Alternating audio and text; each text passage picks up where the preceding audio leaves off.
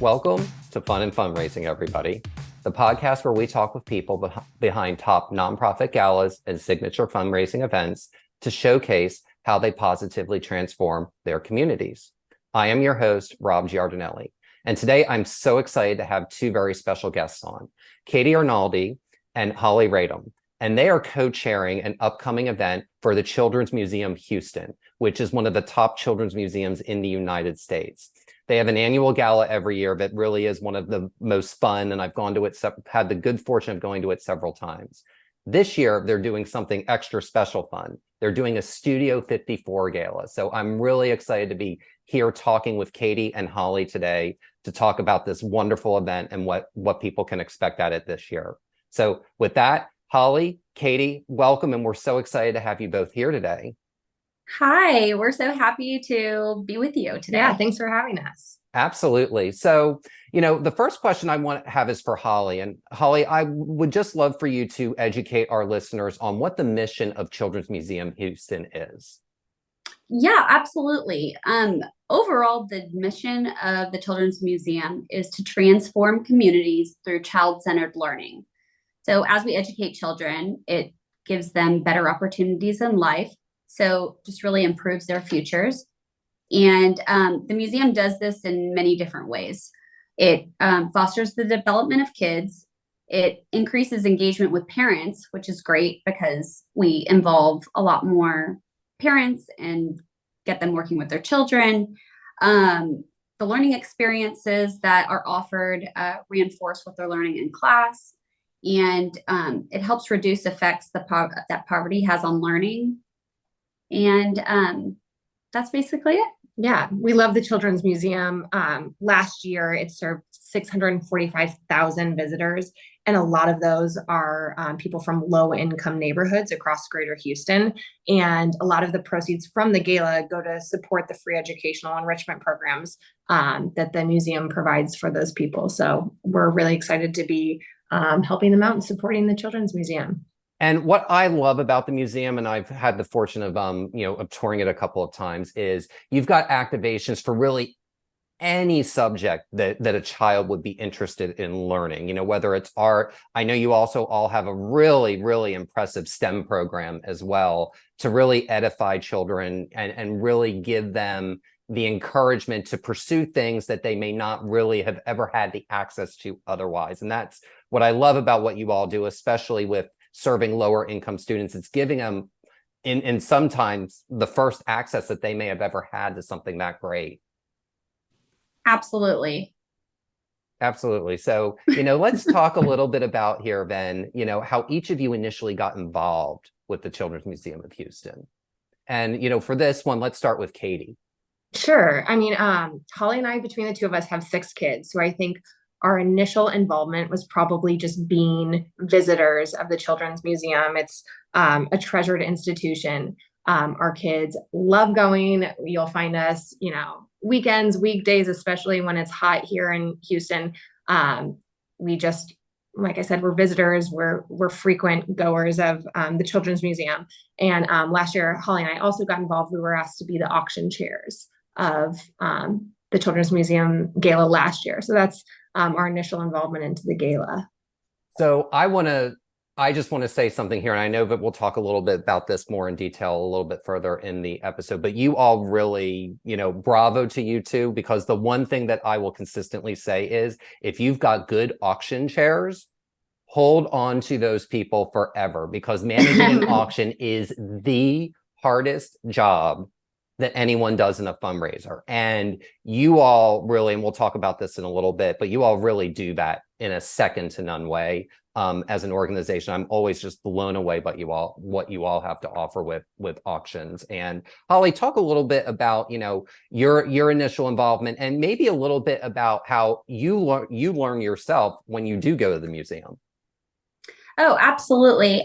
So as Katie said, we each have 3 kids, so 6 between the two of us. So in addition to being a museum goer, another aspect that of the museum is the gala. And so I was first invited a few years ago by some friends, and that's where I really learned more about the mission. And the people and all the kids that the museum serves.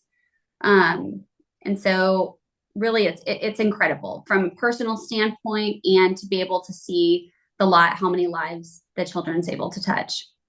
Absolutely. And, I can tell you're both really passionate about it. Where does the passion from each of you come from in terms of why this particular organization? Because there are so many, especially in Houston, there's so many wonderful nonprofits. What makes you both so passionate about this particular nonprofit? I think this one is just an easy one, especially being parents. We're so lucky to have access to something like our own children's museum in Houston, and we want to make sure that we can support it. And we're lucky enough that our kids and that we have the support network that many of these low-income families don't. And so we want to make sure that it flourishes and is around for generations to come. Yeah, I mean, we're mothers, so we're lucky. We send our kids to incredible schools. Our children are fortunate to have enriching educational programs that are offered in their school, but many children do not. And so we really want to help make that accessible to all kids in Houston. And like we said, with it serving visitors that come for their free admissions program, about 36% of the people who come through the museum are let in free of charge because of their economic backgrounds. And we just want to make sure that we can still do that, and the funds from this gala can help provide that. That's great. And that's incredible. And Holly, I want to touch on something that you were talking about just a moment ago. And that is, one of your first initial entrees into this organization was the gala itself. So can you talk about, so you have come back year after year after really being reeled and hooked in by the wonderful gala that you all throw every year. What is something that a person or an organization can do to really create a devoted following for an annual gala or a signature fundraiser that has a good core group that keeps coming back year after year? Well, I think the most important thing is to be extremely passionate about the cause. I mean, when you're passionate about the cause that you are representing and standing behind, that is very evident to anybody in our network. I mean, we're tapping into our friends, people through business, friends of friends, and really trying to get the word out of the importance of the Children's Museum. And really, that's what we would recommend if you're going to chair or in any way or get involved in a nonprofit. Just make sure this is something that you truly believe in and are passionate about. I also think we're really lucky because obviously this is our first year chairing it, but the Children's Museum Gala has an incredible reputation. It is not stuffy. It's fun. They always do such a great job with the theme, and it's always a little costumey. It is black tie, but they've done Dia de los Muertos before, and everyone had their faces painted. Last year, it was a Las Vegas theme, and there were Elvis impersonators, and we were really lucky to inherit such a fun gala that people have a good time. It's young. It's not pretentious. And I think the Studio 54 theme that we chose, obviously I'm biased, but is going to be really great and live up to the hype that the Children's Museum Gala has had in the past.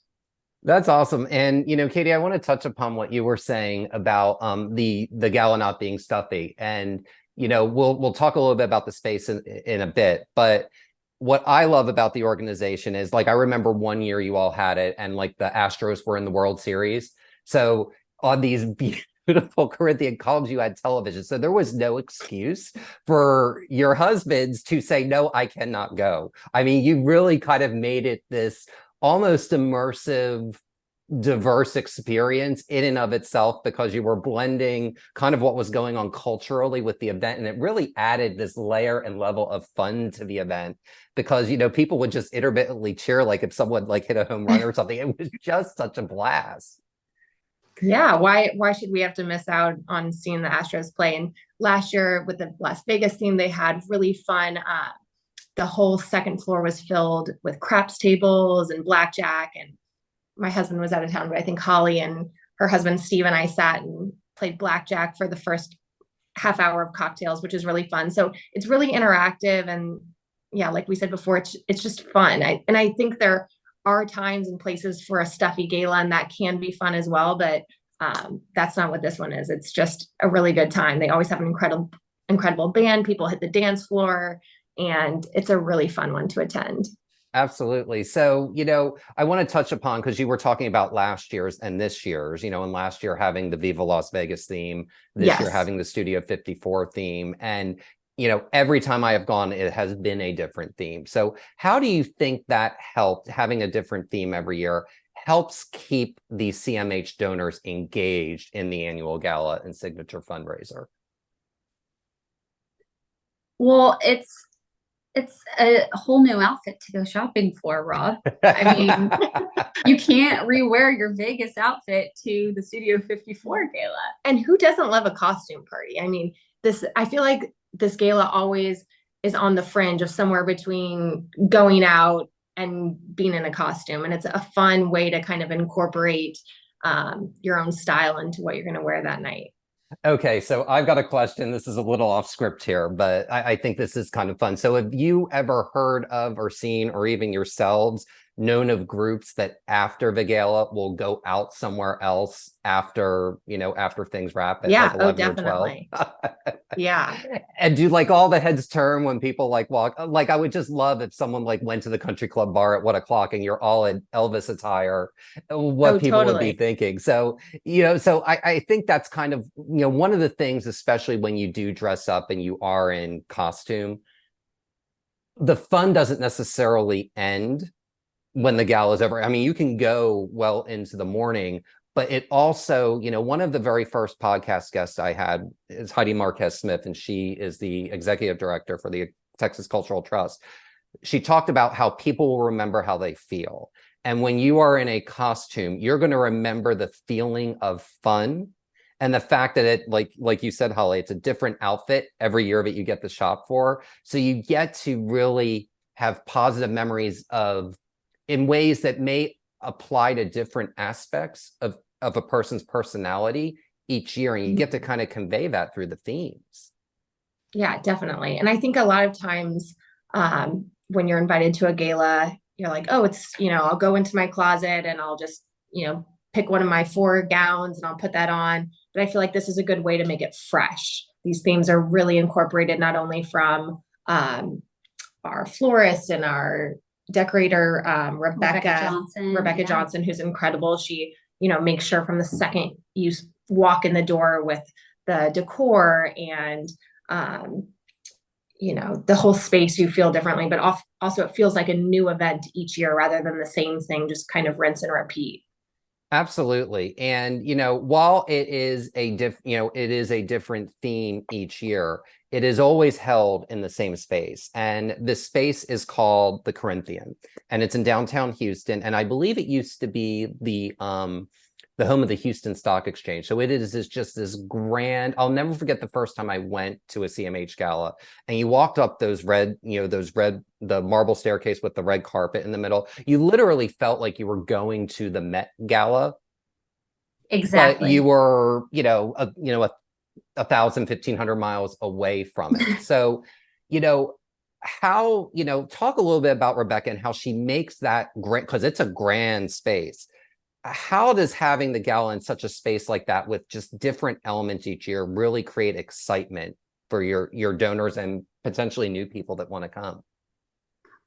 Well, as you said, the Corinthian is we think the most beautiful event space in Houston, and people have all kinds of events there, weddings, different celebrations. Obviously, we're very lucky that the Children's Museum Gala is there every year. But when we go, each year when we attend the event, it's completely different. I mean, Rebecca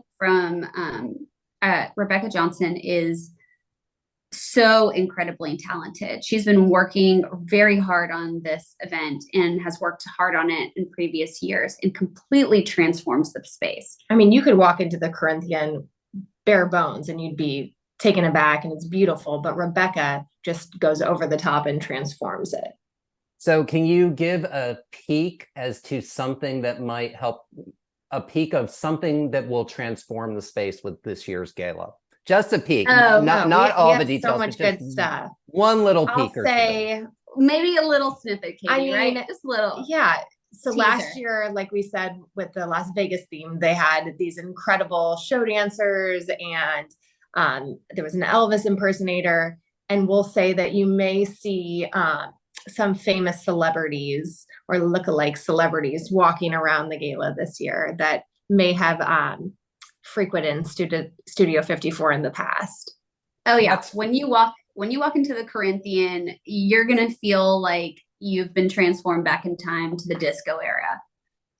It's gonna be amazing. I know. We do have to say, I feel like Studio 54 was a certain time. We weren't there, obviously, but from doing our research, we're trying to make sure we toy with it being PC and PG, because I think there were a lot of PG-13 rated pieces of Studio 54 that we won't be incorporating. But PG-13, I was going to say, that's incredibly maybe diplomatic. Maybe R.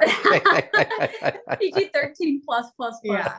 Lots of pluses, probably like Yes. pluses from Houston to Austin, where I am. Yes.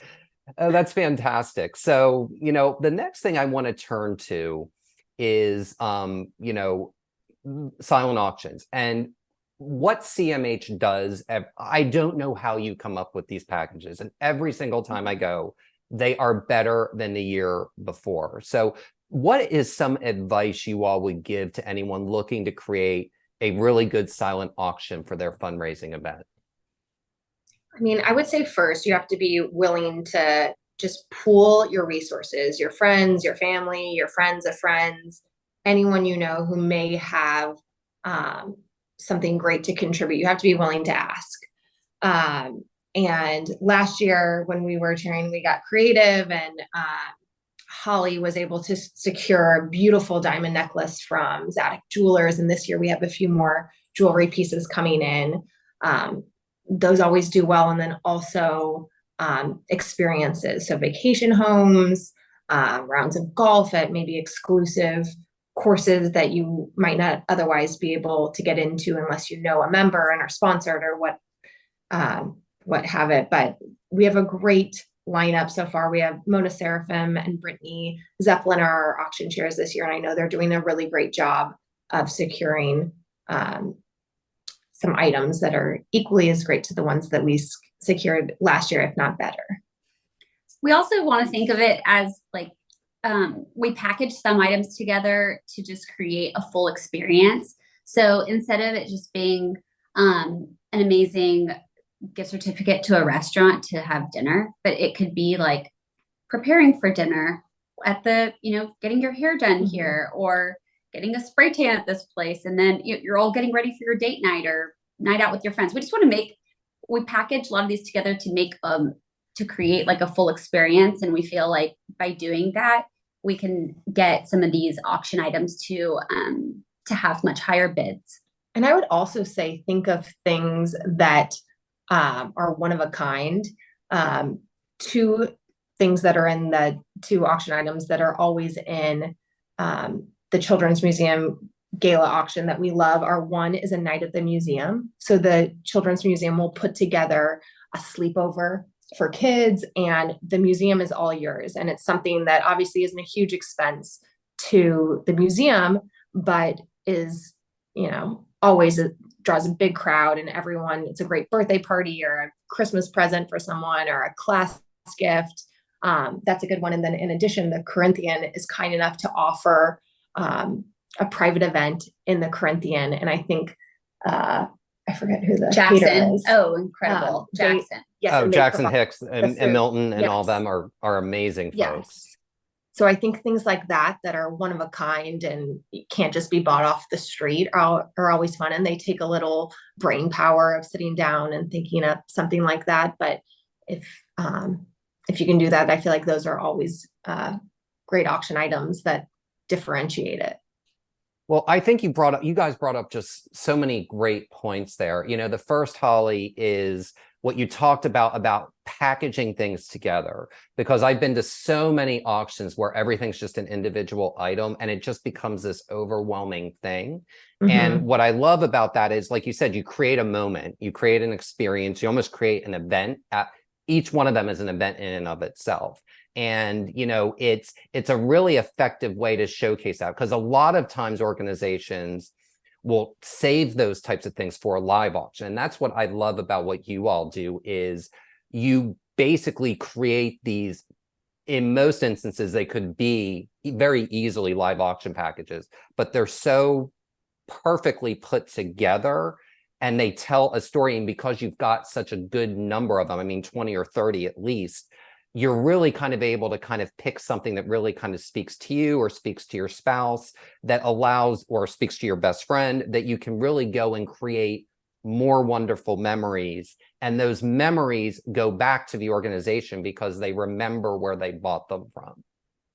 Absolutely. And I think, oh, go ahead. Oh, sorry. It's also, just like you said, we try not to just have everything like available piecemeal, because think of the experience. When you arrive at the gala, you check in, you get a cocktail, you say hi to your friends, you peruse the silent auction. And if you're looking at hundreds of items, then you're not going to have time to interact with your friends and walk around and get involved in the interactive experiences. So it's almost like a less is more with like high quality items, and it also yields, we think, better results. Yeah, and I think it makes it more experiential. Last year, rather than having like a restaurant gift certificate to a place in Aspen, we had like 3 restaurants, a Kimosabi hat, a couple stores, and it makes it more of an experience, which I think is easier to sell than just an item itself. Well, absolutely, especially if you're going somewhere and it's in a place like Aspen, or it's somewhere, not local. You're basically almost planning someone's itinerary for them, and you're getting really great experiences that would be a lot of effort for a person to do, to put together, a couple of shopping visits and 3 or 4 restaurants and putting it all together. That it's almost, okay, I just want to hop on the plane this weekend and go. You can go and do that. And I think that that's just a really awesome, fantastic thing that you all do. And, the one thing that's been interesting coming out of COVID is, I know a lot of auctions now will do stuff where they'll add an electronic component to it. So, talk a little bit about how the organization's done that, and how that kind of helps people kind of be engaged throughout the night with their favorite auction item. Well, we like to compare this to studying the menu before you go out to a restaurant. I know personally, when I go out to eat with friends, I like to study the menu in advance so that I'm not spending all that time when I'm with them reading it. I already know, I go into dinner knowing what I want. And so it's kind of the same thing when you can sit down in your quiet space and see, all right, what are my favorite items? What am I going to want to bid on? Maybe run by your spouse. This is how much we're going to spend. Yeah, exactly. No, we're not going to come home with the dog. You're right. And I've seen that happen before, where one half of a couple is not thrilled about that. Yeah, that's right. They just you have a couple cocktails and you get in the Studio 54 vibe, and a dog sounds like a good idea. It does, and then it winds up in the home, and then it becomes a whole, it kind of becomes a whole other thing. But yeah, I mean, it's great that people can look at it in advance in a quiet space, but they can also get notifications as well as the evening is going on if they have been outbid. So if they've got their phone and they're taking photos or whatnot, they've got that ability to do that. Yeah, it's great. And usually these apps are fantastic because they notify you when you've been outbid. So then you can, if you really want it, place a higher bid. So it keeps the bidding alive. It does, and it keeps it alive all night. And when there's a lot of stuff going on, and that's one of the great things about technology now is you don't have to close the silent auction anymore when everyone goes and sits for dinner. You can go and you can get a little bit more of a return on it as the evening goes on, because all these people have already bid on it and they'll get notifications otherwise. Yeah, and sometimes they'll open it in advance, which is really nice too, and you can start bidding even before the event starts. That sounds great. Now, talk a little bit about some more things that guests can expect to experience this year at the Studio 54 Gala. Well, we want to talk about the food because Jackson is fantastic. And usually my idea of gala food is not great, but at the Children's Museum, I look forward to the meal that they serve every year. Yeah, they do an amazing 3-course dinner. Our band Dry Water is backed by popular demand. They had everyone on the dance floor last year, so we're really excited to have them back. Like we said, the live auction is always amazing. And when you stay late, there are late night surprise bites always that are. Oh yeah, we are helping Jackson curate this menu, and some boozy shakes perhaps, and some sliders, fun things like that. So it really does. Rob, we can't give all of our surprises away though. I know. Meant to be a teaser. Well, that's a good teaser. I mean, because the menu is a really important thing, because a lot of organizations don't necessarily put the care into it. But, if you're paying $500 or more for a ticket, you really want to make sure that the meal is of really good quality. And anything Jackson Hicks does is always going to be, of that quality. And, it's a really good and important thing, to remember and note. Yeah, we're really lucky to have Jackson & Co. They're an incredible caterer. Absolutely. And, don't forget, like I said earlier in this show, when you walk up, it's special from the second you get out of your car and you walk up those stairs. It's because I remember one time I arrived a little bit later, maybe like 15 minutes before cocktail hour ended, and you gradually hear this roar as you go up the stairs. So you're really entering something really fun, because you can just feel the energy, and it's almost kind of like you're peeking your head above the surface of the pool as you go up, or going up an escalator. It's really a lot of fun. Yeah, that was really well stated, Rob. That's exactly how I would describe it. Oh, fantastic. So, I want to ask you all one more question, and that is, what advice would you give to someone looking to chair their first nonprofit event? Love the organization. You have to have passion behind that. Yeah, because you have to be able to devote a lot of time and energy to this. It's not just something you want to put your name on and then call it a day. If you want to chair something, the goal really is to be as successful as possible to help the organization. And to help the organization, you have to be comfortable with tapping into your network and making that ask.